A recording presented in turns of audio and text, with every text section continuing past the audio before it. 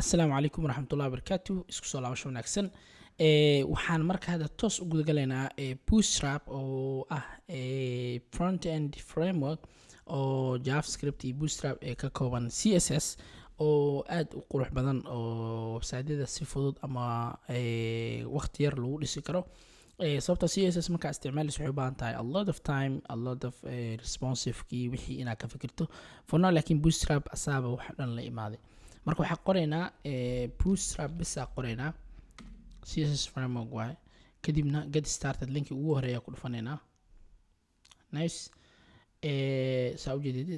responsive fast build fast responsive sites bootstrap get started aa ku dhufanaynaa meeshaana marka tixraacaysaa so bootstrap waxaa ku heli kartaa saddex way marka aan dhaho way koowaad waxaa waa inaan cdn isticmaalno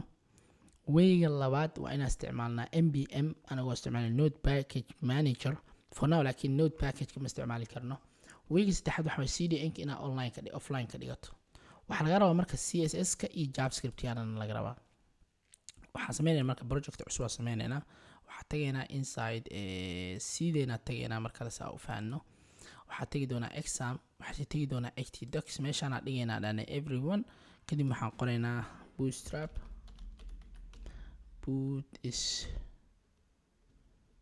bootstrap okay so kana marka soo jiida waxaan sameynaa waa kusoo dhex furaa visual studio code kii hore wuu xiri doonaa again waxaan dhihi doonaa index.php hadhow php oo bedeli doonaa dhibala laakiin for now aan kusii wadno okay way diidaa nice kadib waxaan dhenaa shift 1 si index html kii qori rabaya sorry html marka qoro meesha waxaan dhihi doonaa bootstrap kan html ka kusoo aragnay basically kadib waxaan tegi doonaa css bootstrapki waxaa ka bilaabeynaa qayb css ka copy aa dhihi doonaa kan waxaa dhihi doonaa copy macnaha waxaa ii furan clipboard windows v daa dhaho clipboardka ii furan oo windowska maanta dhan wuu soo bixi doonaa kan aan ka bilaabo css ka bilaaba copy aa dhihi doonaa waxaa tegi doonaa meeshaan qaybtan waxaa dhihi doonaa control v css ki waaye main.css waa inuu dambeysaa waa ku laabanaynaa qaybta javascript-ga asigana copy aan dhahaynaa waxaa imaanaynaa qaybta body-ga ugu hooseysa javascript la geenaa wabillahi tawfiiq so hadda h1 aan dhihi doonaa su'aal ahaan welcome to my site save aan dhihi doonaa waxaan dhihi doonaa meeshaan local host slash folderka magaciisa muxuu ahaa bootstrap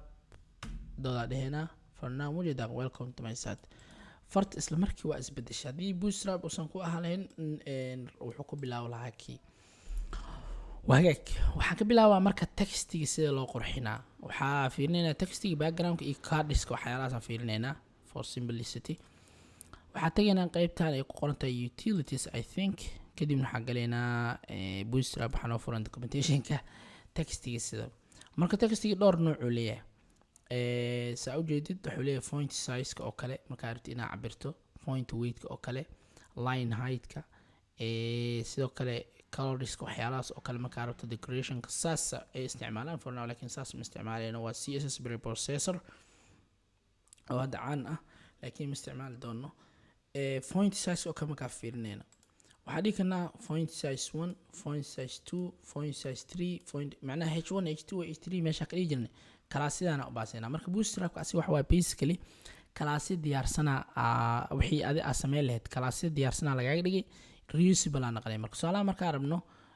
font size oo h1 oo kale markaa rabno waxaa dhahaynaa class aa dhihi doonaa class kadib waxaa dhihi doonaa font size dash 1 oo lala jeedo h1 oo kale now markaas aan dhahdo refresh waxa isbedelaya malaha sababtoo asaa h1 ahaa marka haddaa dhahood su'aal ahaan h2 something like that refresh saa ujeedid waa sii yaraaday haddaa rabto waxaa dhihi kartaa h3 kadibna wuxuu leeyahay something like that hal mar aan dhammaan wada qoro waxaa leeyahay alt shift down oo ah falaarta hoose ilaa 3 jeer asoo h1 ah waxaa ka dhigaa h2 font size 2 font size 3 font size 4 font size 5 okay save that refresh saa ujeedid kan ugu horeeya kan ku xiga kan saddexaad kan afraad something like that waxaa jira marka colors sida loo isticmaalo fontiga kan waa font size ku hadhow marka qaabka rabta adiga ka dhigo